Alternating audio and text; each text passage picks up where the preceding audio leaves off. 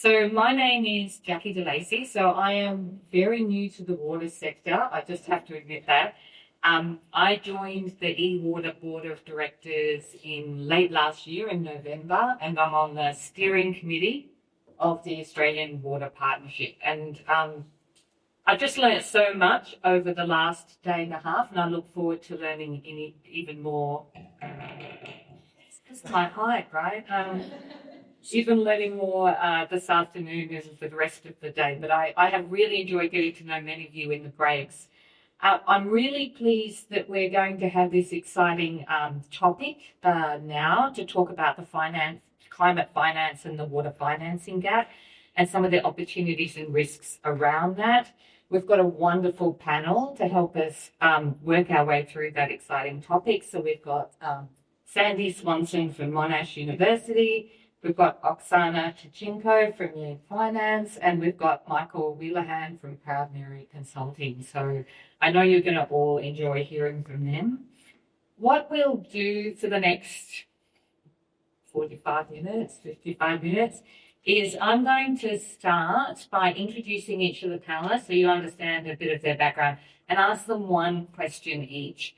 Then what we'll do is open the floor for comments, but also not just questions. I think the audience will have questions of our panel, but I also know many of you in the audience also have perspectives on how we might more effectively bridge the financing gap when it comes to water and water security. So we'd love to hear, even if it's not a question, your perspectives on this topic as well.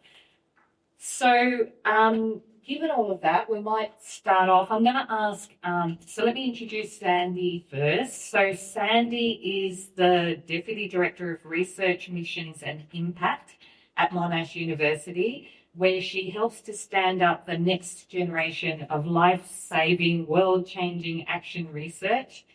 Prior to Monash, Sandy spent several years in London working with CDP, which is the international not-profit that runs the environmental disclosure system used to measure and manage private and public sector emissions and natural capital use.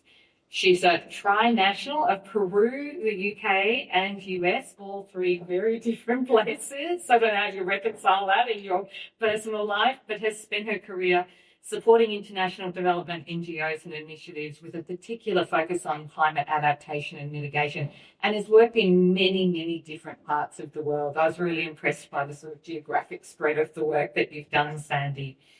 So the first question is to you. So we want you to sort of set the scene.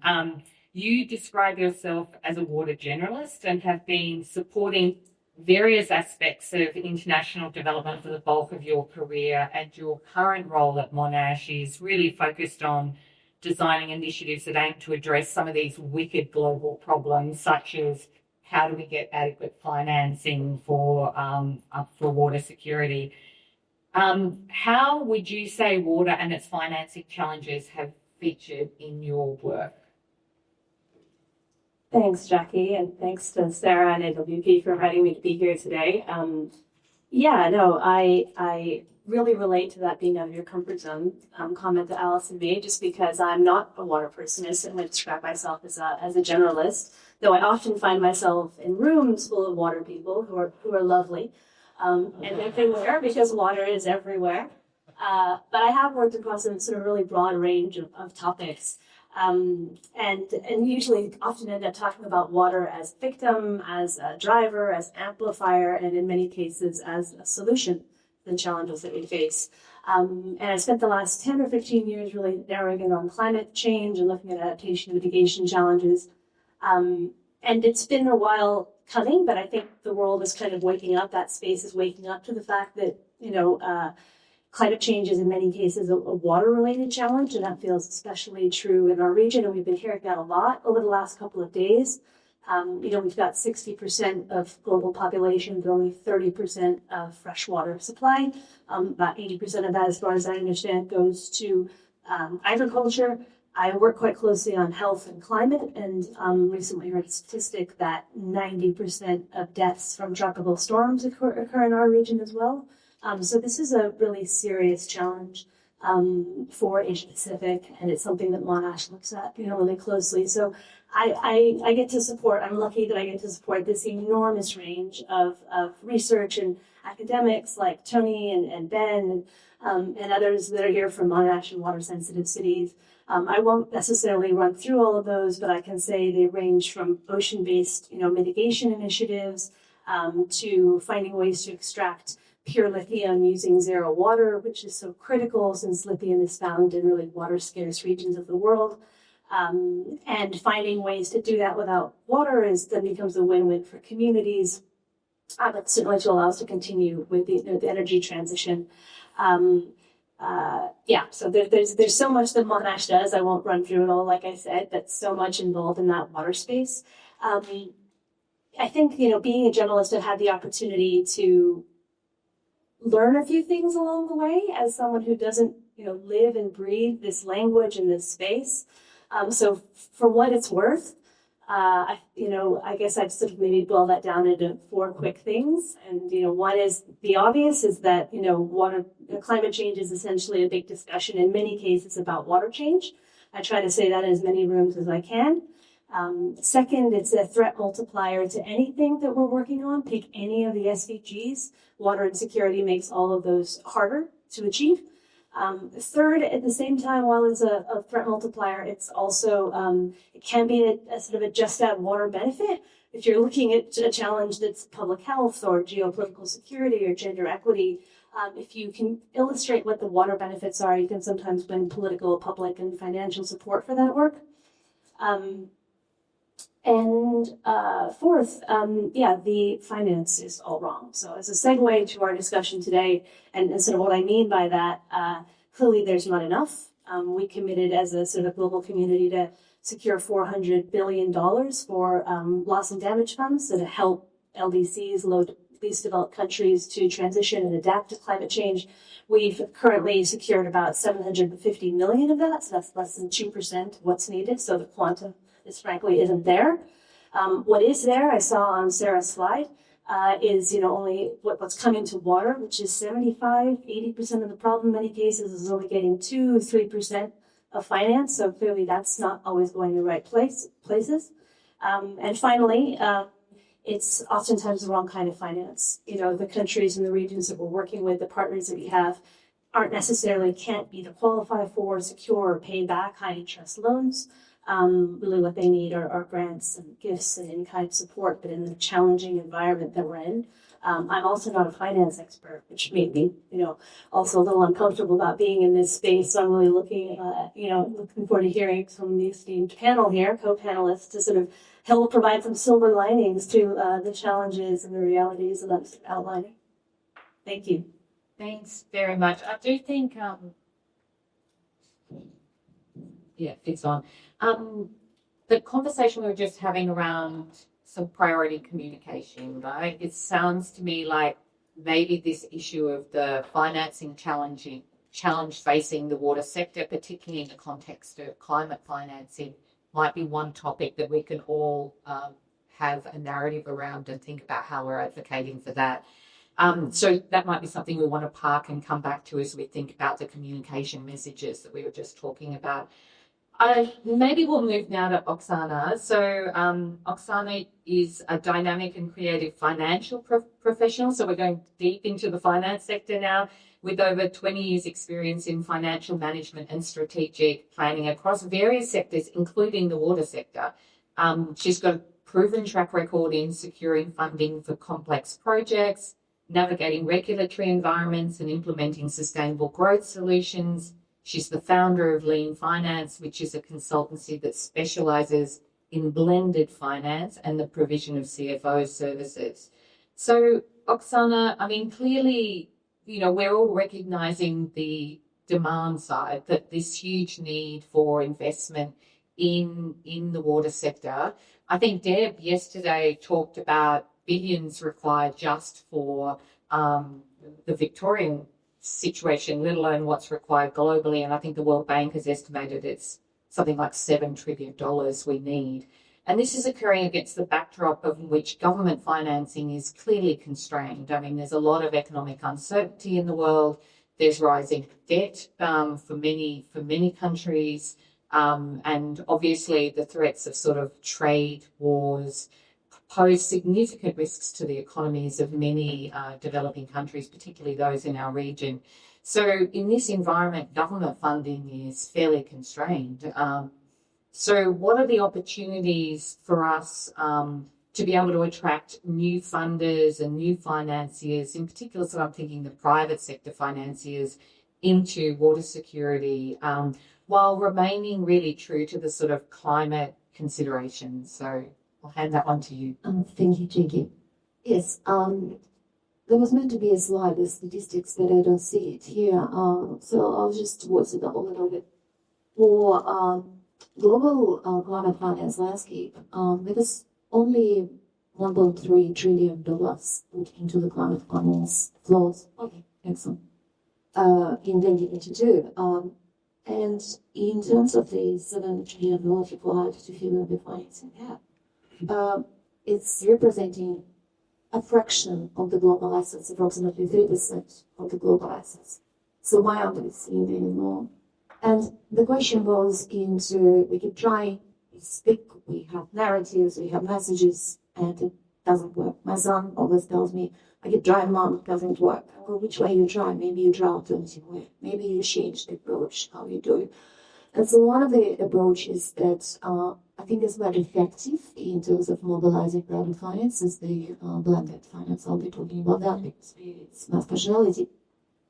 So effectively what blended finance is the creation of collaborative partnerships. Don't think finance, think about partnerships, collaborations between various providers, public and private capital providers who look into this capital from various perspectives of risk tolerance and optimize some of that perspective as well as the financial returns. And so the public capital in this relationship, and I really need to make a deviation. I'll be talking in two terms, funding and finance. Financing, I mean, is the provision of debt and lending and expectation of the market rate returns. The funding is the subsidies, grants, technical assistance that is available to strengthen the enabling environment and prepare the markets to be able to service such debt that they all going to input into the water sector. So in terms of the how blended finance works best, public capital normally plays a catalytic role. It has soft tolerance to risk and effectively it fills the market gap. Fills the market gap in two ways. De-risking the, and I don't want to say private capital because some of our international development finances are also seeking financial returns. So it's mostly de-risk the capital returns in capital and then direct the financing and funding into the most impactful areas. It's all about deficiency in climate adaptation. That's not the to understand. That's being put from the global climate finance flows into climate adaptation. So this is the effective gap. And with water being essential for all climate-induced risks, it makes water as essential investment point for addressing the climate adaptation and creating water use, water demand management, and the water preservation and storage. So those are really good examples. In terms of the de-risking, don't think just traditional innovation, financial innovation, which could be provisional guarantees over direct lending or debt for nature or debt for clients' hopes or recovery bonds. It could be simpler solutions that National Water Partnership is already doing. Creation of partnerships in the local context. They do have connections, they do have local knowledge and can potentially mobilize the deal sourcing for some of the private sector and thus de-risking that. And in relation to the blended finance, one thing to remember is that the notion of it is transitional. It only needs to work to build the capacity of the private sector market to then allow the private sector market to grow independently without the public catalytic funding support and to pretty much provide revenue to the society that is needed. The second point is when we create blended structures, we really need to focus on just few smaller outcomes and think about we don't have all funding in the world that's only limited and that only as much that we can deliver with the limited resources that we have on hands. And so examples could be, what is that initiative trying to change? I've done some work in Indonesia, and based on that Indonesian example, if you think about utilities, one of the issues is everyone complains there's no investable pipeline. Utilities are not eligible for credit criteria that are imposed on them by commercial banking or by the Ministry of Finance. Then change the lending criteria. So that could be one of the actions that could be potentially helpful to improve investability of those utilities. Change regulations, allow them to reinvest larger profits into their operations and allow them to do investments in the infrastructure or non-revenue water. And with that, potentially build the partners for them, restrict the groundwater construction, for example, as well, allow them to build the pipeline connections and sanitation connections. So those are the real things that can be done to support the markets, and that requires a mix of instruments that are already known to the Department of Foreign Affairs and Trade and performance-based grants. It would be instruments that World Bank is using in Indonesia, for example, their matching grants for utilities to secure commercial lending from the bank. So if the utility goes and borrows $3 million loan from the bank, the matching grants matches that same volume of money and allows the utility to build the credit history and potentially builds up its capacity to eventually play with commercial lending institutional strong. So, and the third point I would like to make is that that brings in a need for a holistic approach, how you balance available funding and financing. You think about it from a global economy perspective. Debt in economy stimulates the market demand and stimulates economic growth. But the pace of the debt needs to be aligned with the way how the speed of the economic development is happening so that the markets can service such debt. If markets cannot service such debt, what it means that we are facing inflation. And potentially, if it's not managed through serialization, we will be facing economic collapse.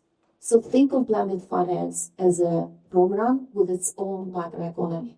You cannot have $100 billion worth of debt and $10 million worth of funding to build the enabling environment.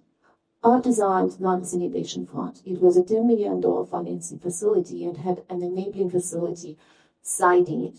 Enabling facility, once you structure and host every single point of intervention that you're trying to do in the market to prepare the market to absorb and access gas capital that this financing facility is provided, it was taking $7 million. So it was 70% of the total value of the capital.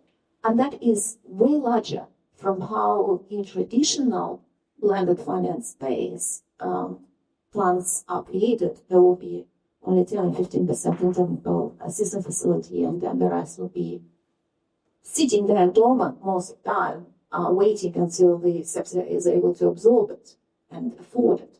And with that, the approach needs to be changed. There's way more money that is needed to support the water sector, and that there's obviously financing and it will work under those conditions. So can I just ask a follow-up question? So clearly there are institutions out there like the IBRD and the IFC and the Asian Development Bank that can use this combination of technical assistance with, loan financing to be able to fund some of the sort of infrastructure projects that might have a reasonable economic rate of return so they're not adding to the debt burden. What do you think is potentially the unique role of AWP in this space? Like if you could, and you mentioned it briefly, but it'd be really good to sort of get your thoughts on how this group and this instrument might be able to play a stronger or more deliberate role in this space. All right, so I'll provide an answer based on the internal and external ways of looking into it. So internal is that, and Sarah was doing the definition, she mentioned it's largely defined by the mandate of the Department of Foreign Affairs and Trade. So within the Department of Foreign Affairs and Trade, there's a number of initiatives which emerged literally over the past year or two. And it's the creation of the beloved finance unit within the Department of Foreign Affairs and Trade, Australian Development Investments, which is very fund of fund. It invests in tranches on a national basis into various funds that are addressing some of the societal ecological issues. And for Australian Water Partnership to do so, I think what they need to do is understand what these initiatives are all aspiring to do. Try to find the points of additionality. For example, if investments is happening in particular countries, identify what members you have there, identify Australian factors. Going back to Tony's point when he was asking about, we all have our own networks, and I think the bigger issue is understanding the pains and the gains of each member and understanding what they're looking for within these countries where they operate, like Indonesia, for example, project with Tony. Potentially, how can you build on it and identify the low-hanging apples and try to convert it into the investable projects that RDI can invest in? So this is the ability to connect the dots, because there's a lot of initiatives that operate in solo, I think. And what is needed is the understanding of what is going on and building on that. Okay, and there's some very good ideas, and I can see Gerard and Sarah talking there. So maybe we can problem over to those two. We already need to review. You've already got them talking, so thank you very much, Oksana. We might come back to some of those ideas in a minute, but let's go to Michael. So Michael is principal consultant at Proud Mary Consulting. Proud Mary creates public value with clients through advising on policy, strategy, governance, and public administration in relation to a very relevant set of issues, so water, energy, climate change, environment, and sustainability. Proud Mary's clients include state, local, and Australian government agencies, peak bodies, and private sector companies. And I think this is one common theme for each of our panelists is they've had this really interesting career where they've worked both with the public sector but also with the private sector in different capacities. I know, Michael, you've worked extensively on reducing emissions in the Victorian water industry. And I think Rod's presentation yesterday talked to some of the issues that you might talk to today. But what I found interesting was your story about how you got interested in climate change, which began in 1989, only a few short years ago, not really. But when you were working in New Zealand in the Alps for a scientist measuring glacial retreat during global warming, and you've got degrees in law and science and public administration, and you've worked in legal practice, the Victorian government, and in consulting for over 30 years. So really broad, diverse range of experiences to draw on. When it comes to water and climate and what we heard about yesterday, a lot of the conversation was focused on the adaptation and resilience aspects of water. So how we make sure that communities and economies can cope, how industry can cope with water scarcity or flooding or salination, and how we make infrastructure resilient in the face of sort of climate shocks. We talked about the bushfires and flooding affecting different parts of the Victorian water system, for example. We talked about the volcanoes that had happened in the Pacific. So what would be good? We also heard from Rob yesterday that the water sector itself is not just coping with the consequences of climate change, but it is actually a contributor to the problem at the moment. Can you talk a little bit or describe the different challenge of mitigation rather than just adaptation in the water sector? Thanks very much, Jackie. And that background in history I find relevant because I've had long enough to see how some of these issues have developed and emerge in the water sector. And I think that discussion that we had just before this session on what are the key messages is a really useful launching off point, because this question about mitigation versus adaptation is really about, well, what do we mean by climate finance? What do we mean when we talk about climate change and climate issues? It's a very high level, very broad term, and often quite unhelpful, or alternatively, it will mean many different things to different people. I think sometimes about the use of the word governance. I used it last week and someone thought I was talking about national constitutional politics when I was talking about utility governance, and there's so many things in between. So I want to focus in a bit on this question about mitigation versus adaptation. Yesterday we heard from Deb, who's here, and Rob about the efforts in Victoria across the climate change forward, so in mitigation and adaptation. And I worked in the department on the early phases of that policy. And just to highlight why this is really important, when we started talking about writing a climate change chapter in Water for Victoria in 2015, part of the response was, well, we kind of do that. But we've been talking about adapting to climate change, and we've been doing climate change projections about water availability for a long time. And isn't it just more of that? And my question was, what about mitigation? What about emissions? We had a new state government that was red hot on climate change action and emissions, and was setting targets and was setting up new infrastructure politically and in policy ways to actually deal with that. It was the year of the Paris Agreement.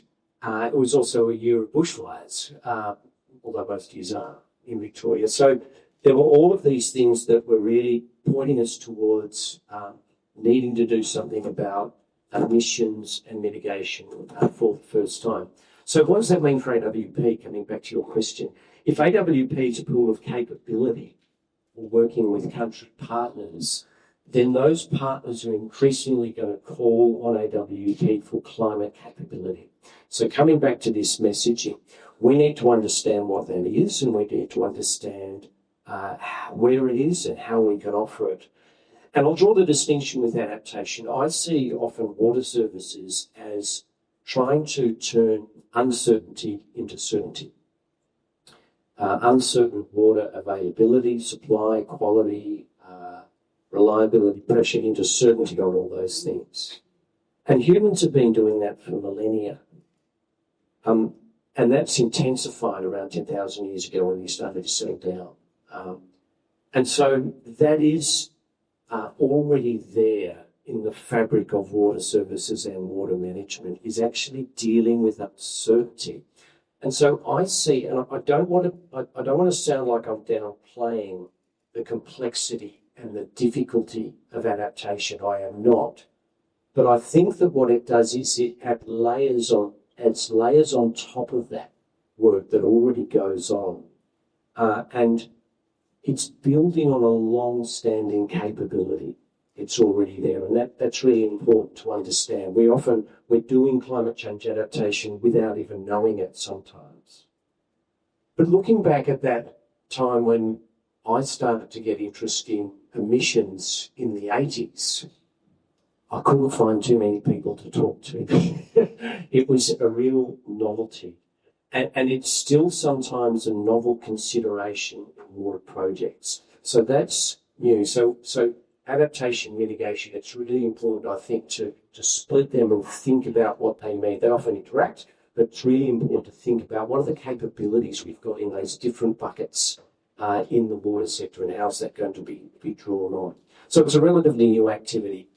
Understanding, measuring, managing, reducing, eliminating emissions from water activities, relatively new. And so a lot of my work has been on that. The first half of the last 10 years was on that within the department, and for the last 5 years, a lot of my work outside the department has been on that activity. And it's often from the basics to the strategy as well. So question, everyone's been listening. Scope 1 and Scope 2 emissions, who here is confident they could provide an explanation of how they are different? Debbie's, put your hand up there. Thank you. Thank you. Thanks, Tarek. I know you are. Okay. So sometimes in our work, we're starting at the basics. What are these? they're really important to understand the difference. I find sometimes board directors of our organisations, they need to know this, but they don't. And it's not hard. It's really interesting. And our brains go when we start to understand the difference between one thing and another.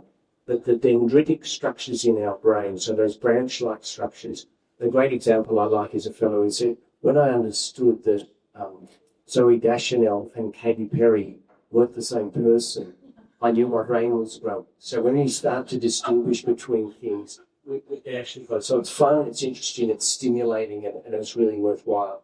So climate change and adaptation and mitigation, one's distinction. Scope 1, Scope 2 is another one. So everything from that to how do you actually address your emissions? To do that, you need to understand your emissions, and you need to understand what you're plugged into. If you get grid electricity, you really need to understand the emissions trajectory in that. And in Australia, what's happening in our electricity system is absolutely extraordinary, and it's a great news story. But our system's different to everyone else's, and every state is different to everyone else's. So you've got to have that understanding. So that's part of the capability and the knowledge that we need to build. So coming to what does it mean for AWP? Whatever you call your finance or your funding, financiers or funders will increasingly expect project payments to demonstrate their client credentials. And I'm going to say rightly or wrongly, there are lots of projects where people, and I was talking with Megan about this yesterday, when Megan's filling out forms about emissions that are people on a punk and sort of poking in the wrong direction for where we might make progress on emissions and creating bureaucracy and overhead for people because, there's sort of this idea that there's a climate solution in every project and there probably isn't. So we've probably got to train our funders and financiers into where it's relevant and where it's not. But everyone's going to need to be able to demonstrate their climate credentials. This will place new demands on AWP, and the needs are incredibly diverse. And there are opportunities for partnership and value. When I was hearing from Jarek yesterday about some of the work he does in WA, there's going to be amazing work going on in the Pacific about standalone car systems that are being enabled by cheap solar and cheap batteries. And the knowledge and the capability that comes out there, we're going to have to apply out back Australia and in different places ourselves. So there is genuine opportunity for that exchange. So my coda, my last thing, picking up on part of the discussion about finance, is capability that AWP has that I think it can offer is this. I think about the difference between a project, a water project and a water utility, is a utility can send a customer a bill. And so the experience we have in Australia, and I'm looking at Ben here to thinking about utility formation, utility design, the finance stuff, the regulatory stuff, especially in cities. And I talked about the diverse needs in the cities in Southeast Asia.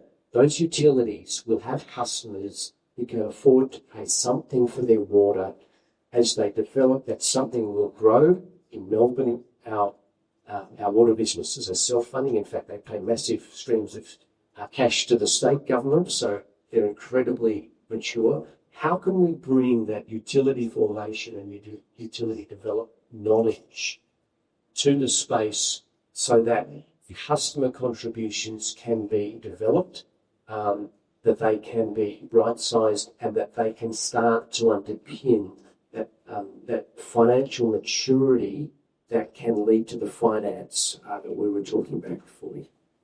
I'll pause right there. Pause. So maybe Michael, it's just a follow-up question.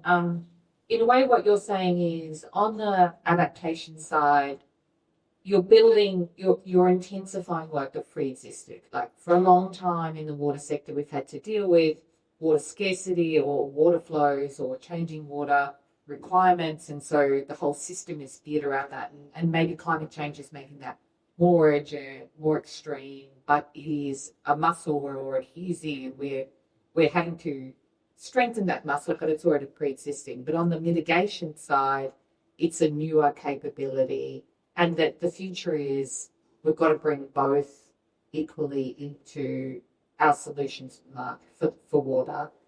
So there might that maybe you're posing a challenge to everyone to better understand and better support partners with the mitigation aspects as well as the sort of accelerating adaptation requirements of the water system, and to then find a way in which we're thinking about that from a financing perspective, not just a sort of technical solutions perspective. And I will say just on that, I think that's a great characterisation of it.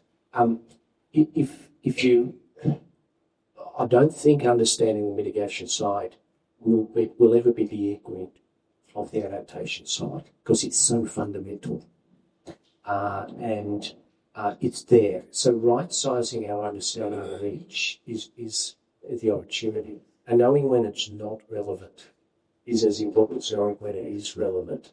And that's the point I make about talking to financiers. If you want the project to demonstrate its impact on emissions in every project, you're probably wasting people's time. I see it here though with Victoria, the EPA in every licence application to do anything asks you what you're doing about the greenhouse gas emissions, even if it's really peripheral, which it will be in some cases. So having that confidence to understand the distinctions and enough about each is a capability, a new muscle, and I like that we all need to build. Oksana, I can see you wanted to jump in on this. Yeah, I just, from financing point of view, I can see that if you talk about mitigation, in my mind, it's more about changing the policy. And if you're talking about the capacities in Australia, capacities of the projects that are done in Asia or Asia Pacific would be incredibly impossible to justify some of it. But I'm thinking from a policy perspective, it allows to create alternative sources of revenue if you understand carbon markets, for example, and you understand contributions of each industry into that space. And that allows, if these carbon markets are created, or you don't need to create carbon markets, you could just allocate value of water or water tax to industries who are consuming some of those resources, and cross-sectoral kind of contribution economy-wide into the wash benefits. I see it from that perspective why that understanding is helpful, because it creates alternative sources of revenue to the wash. Okay, we've got about, I think we're pushing the morning tea back a few minutes, so we've probably got about another 15 minutes of questions from the audience or comments. So I'd like to open it up. Thank you. Really fabulous discussion, and really appreciate the contribution and the expertise we've got sitting on the table. So thank you, AWP. My question is around willingness to pay and the opportunity that we have in the water sector to actually not just provide infrastructure, but the capability around behavioural change in this space and creating the opportunity for concurrent policy objectives in investment, because private sector investment is going to have a revenue stream associated, whether that's from a public purse or whether it's from water user customers. And it's how we actually utilise that investment in infrastructure, I believe, to enable us to actually leverage other policy outcomes such as willingness to pay or pathways to user pay opportunities. And we don't do that very, very well. It's sort of an afterthought. Oh gosh, we've built the infrastructure now. No, we haven't got the money now to do the people bit. And I think, there's a technical capacity which is really important to teach people how to run the infrastructure that we're building, but there's also the behavioural change, which is so carefully linked to demand management, to understanding what they're paying for. People aren't paying for water, they're paying for pumps and pipes and infrastructure. And so creating that opportunity to think about what it is that we're doing in our investment that can have multiple policy outcomes and not just the infrastructure outcome. And I'm just interested in your thoughts around that. Yeah, I can take Colleen, thank you. So you're right, and that goes back to my comment previously, how you manage this ecosystem where you're creating the debt for the country, and the market is so immature that it cannot service. So enter the market, who we're talking about is businesses and the passports. So if the economic development is not there and you don't have enough capacity to pay for it, you will not. Then there is another complexity as a political complexity of that. And going back to Indonesia as well, it's not just about user pay capacity. It's now already quite developed and people can afford some of that. It's just the cultural change, political change. The minute there is inclined to increase the tariffs, then there are political protests and people will take their political powers. So before we make these decisions, how we do, certainly we need to work on cultural and behavioral aspects of it, but there's not many organizations who are actually willing to pay for it, in Indonesia particularly. And comments I hear based on my lecturing experience with university through some of the courses is that, and people from Indonesia are talking about this, we're happy to pay what comes in, we're not happy to pay what comes out. For socialization rights is a no also completely in Indonesia. So it's definitely improving and marketing as the organization should be talking probably about why it's important. So, yeah, there are powerful tools to do it, and I think scarce grants and technical assistance that is available through Australian Work Partnership can actually facilitate some of that as well. That's just how I think. One thing that your question is making me think of is yesterday's debate between grassroots and perhaps top down, and there's real tension there when it comes to willingness to pay. And I think playing into that tension is how to address some of those questions, because as Amsana was saying, there'll be real political reluctance to ask people to pay more.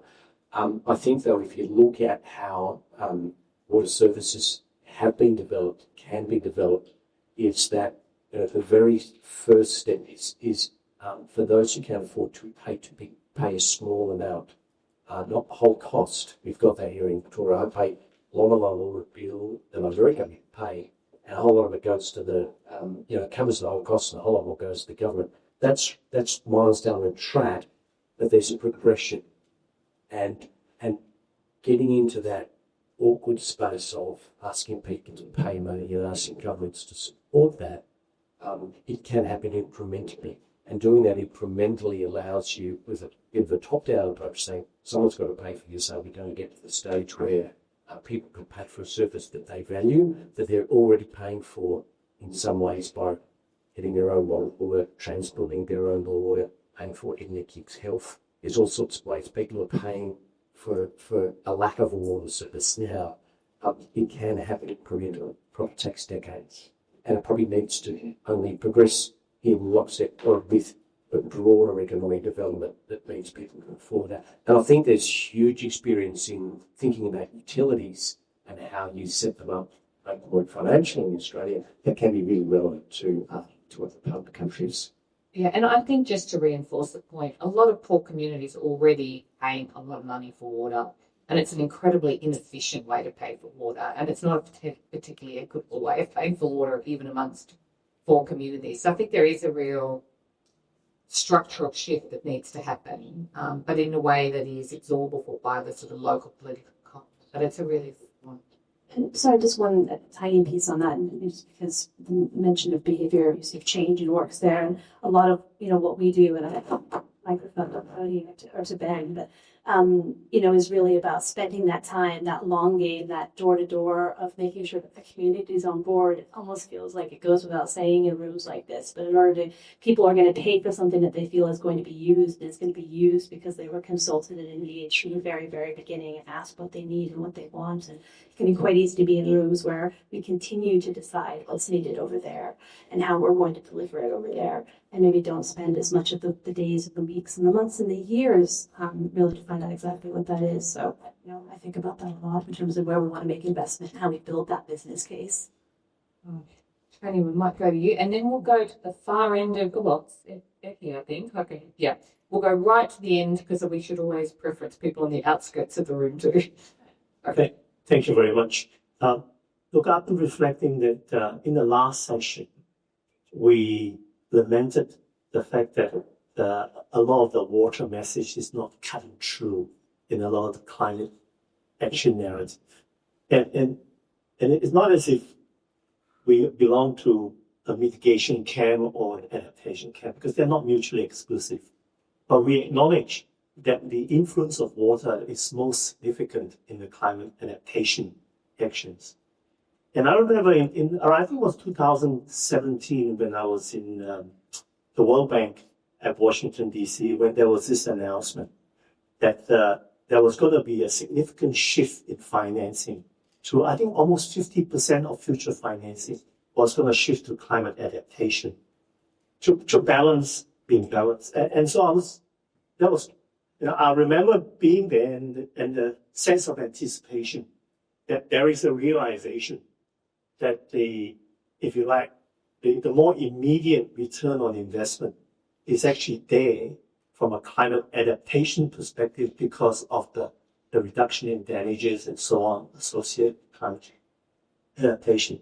So I was really surprised when someone put the 2024 landscape up to see that 90% of global financing is still in climate mitigation. And my question to construction industries, energy and transport, just three industries. Sure, but my question nevertheless is government narrative on climate action driven by the global financing being incredibly biased to climate mitigation, or is climate financing simply responding to government narrative on where they want to focus on climate action? Perhaps if we understand that and understand a little bit more about how is it that we can't even get the narrative across in terms of how return on investment in financing is actually more immediate in a climate adaptation scenario. So, is it because we do not have shovel-ready projects for climate adaptations? Or I'm really curious to try and understand how is it that we are still looking at such a significant bias in climate mitigation investment compared to climate adaptation investment? Do you want to go, Oksana? Yes, and I've got my own perspective on that, and I think it's because it's driven by the private sector. This is where the most money is, and unfortunately, what we see is government losing the momentum of applying its power. But this is that's what is happening from the Second World War. Neoliberalism approach to private sector dominating the decision. It's changing now. There is a whole shift of the political powers that are getting changed. And I think this momentum needs to be taken by the Australian government, for example, because we are in a, I feel, very shielded position right now from what the impacts could be, and take a role in changing the dynamics and actually leading where these things can be done, but leading it in a smart way, using it in a catalytic form to attract private sector, because this is where the money is. You cannot tell the sector invest in climate adaptation because we tell you so. They've got the money. They need to make this decision based on the narratives, and this is another point that you made. How do we shape the narrative to talk to various audiences? It needs to be completely different. That's it. I mean, my perspective, and it's maybe far too simplistic, but money goes where power is. And it's the poorest communities in the poorest countries that are most at risk of the impact of climate change on livelihoods, on their existence. And so money is flowing to where power is, and it's in sectors and parts of economies that are relatively more powerful, have stronger voice. And it's the less powerful who are influencing where international financing is going. And I think the loss and damage fund and the failure of securing, even reasonable loss and damage funding from the international community, which is actually directly targeting those worst affected, is a sign of the inequity in the global governance, really. So I don't want to overstate it, but as someone who sort of sits back and look at it, it is really hard not to see how those that are at the front line of experiencing the impacts are the ones receiving the least amount of financing. And, that's something we've all just got to have a voice in trying to overturn.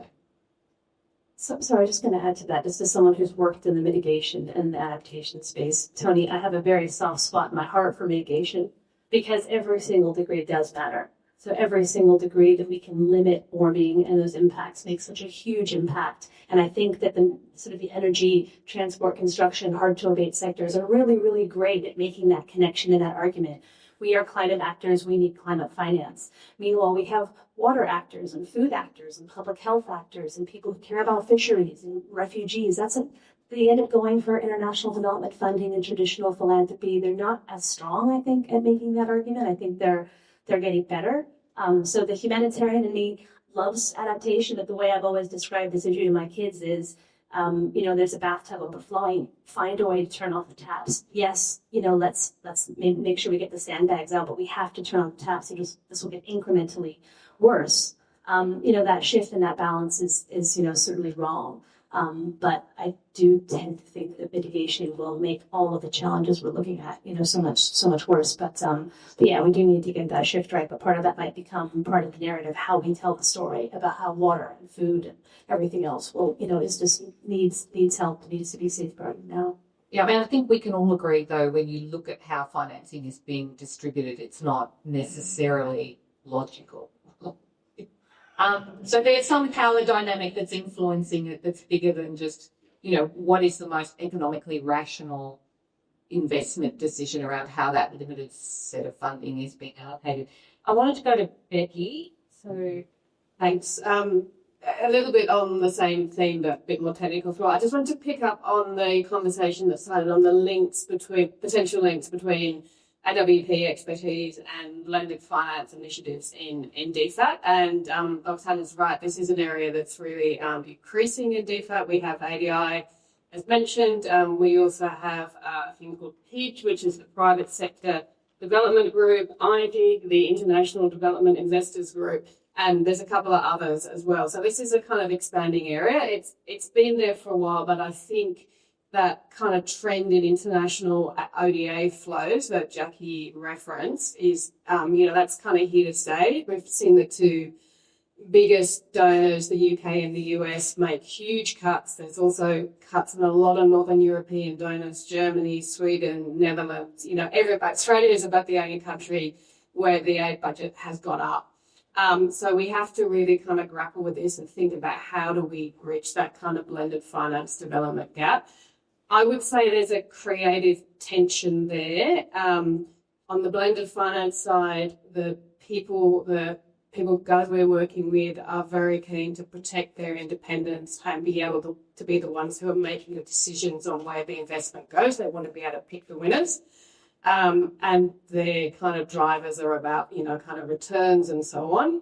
On the development side, and I put myself in that camp, we're sort of full of great ideas and, why don't you kind of put your money here? Why don't you put your money there? But I think genuinely as well, we might have a view of the world that they don't have. There are things on our radar that they can't see. So I think there's a bridge to be built before it can be crossed. And we have talked, Sarah, Gerard and I, about having, as a very first step, just a briefing between AWP and the blended finance guys in DFAT, so we can start to think about how do we kind of deepen those links. But I do think it's an area we need to think about.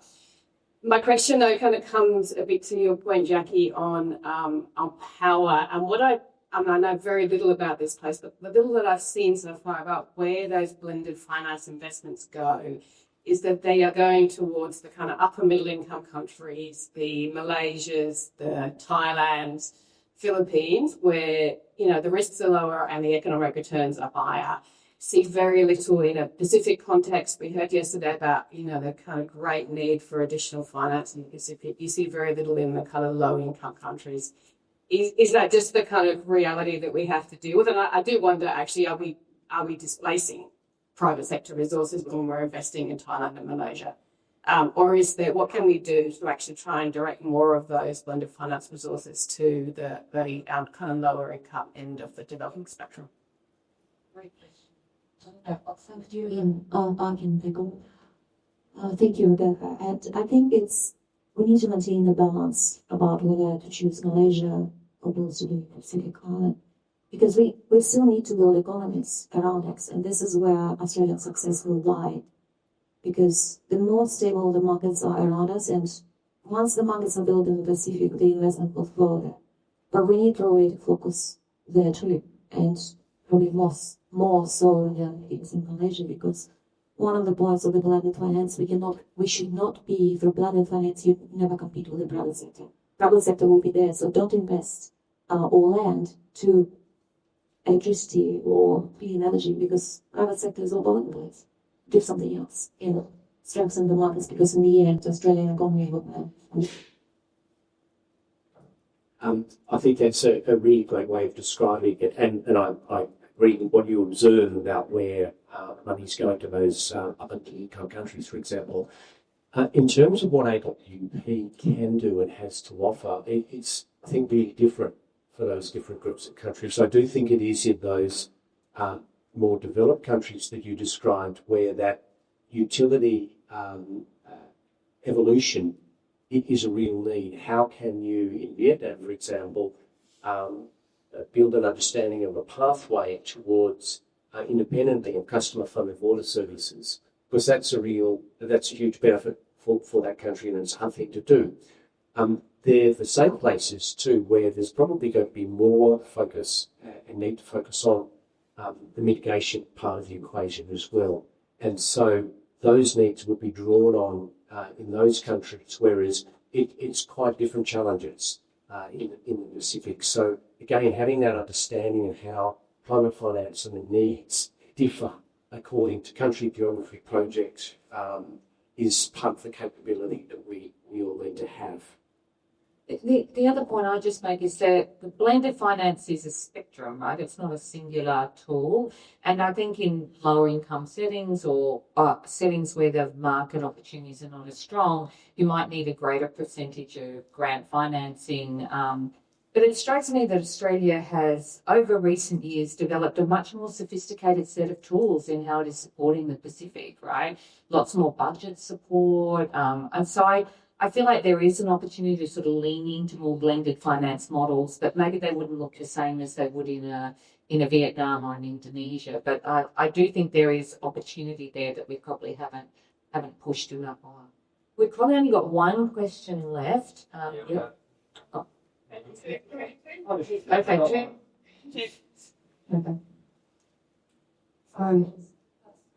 Shall I go? Go. This is thank you, panel, for that very insightful discussions. This is for Oksana on blended financing as well. So a bit related to the question that we had earlier. For speaking primarily from Pacific perspective, we've heard how blended financing is. What blended financing started, it was sort of a kind of a silver lining, I guess, for developing countries, particularly in the Pacific, having to explore these innovative approaches in finance, particularly with the difficulties around general climate financing. So I guess from my end, I would just like to understand whether the challenge for the lower end of the spectrum, like in the Pacific countries, is it purely market-based, or is there something else that can be employed from your experience, Oksana, that would help in access to blended financing?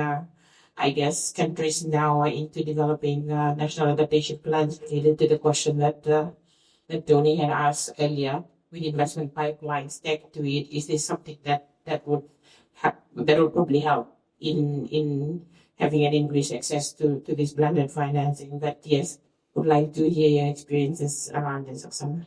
You might just hold the answer and take one more question at the back of the room, and then.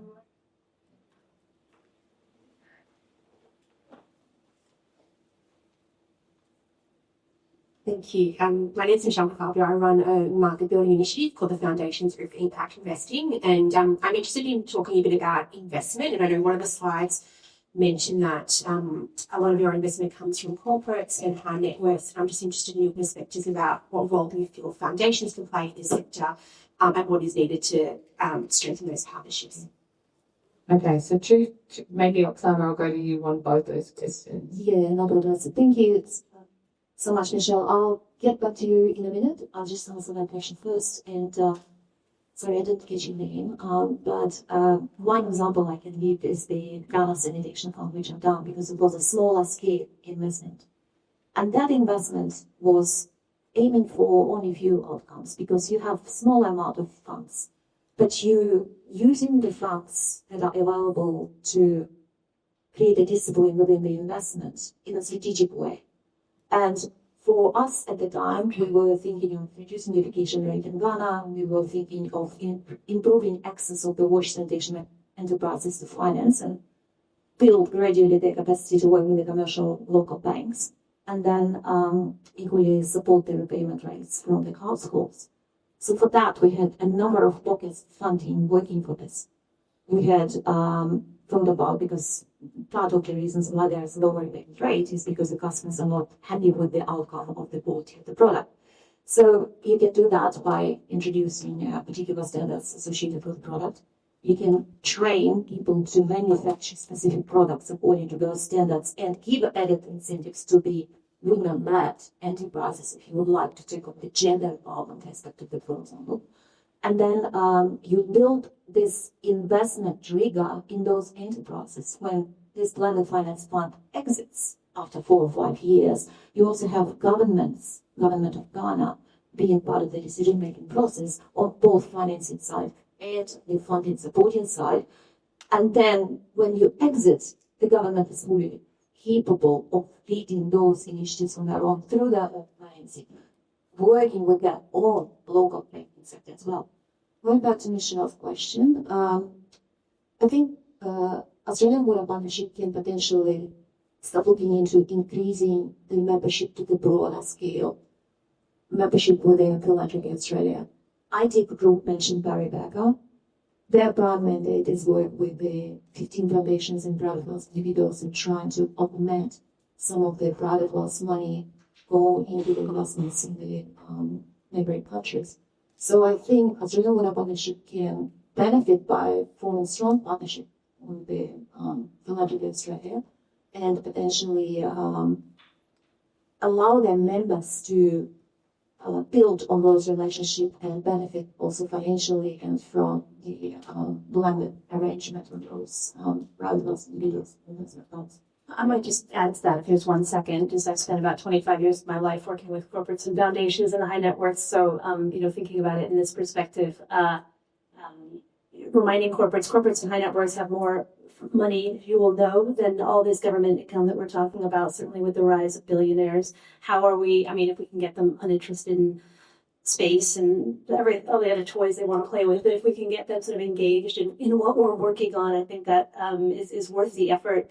Reminding corporations about the reputational risk that they pose and really trying to encourage them to step up, where governments have sort of stepped out.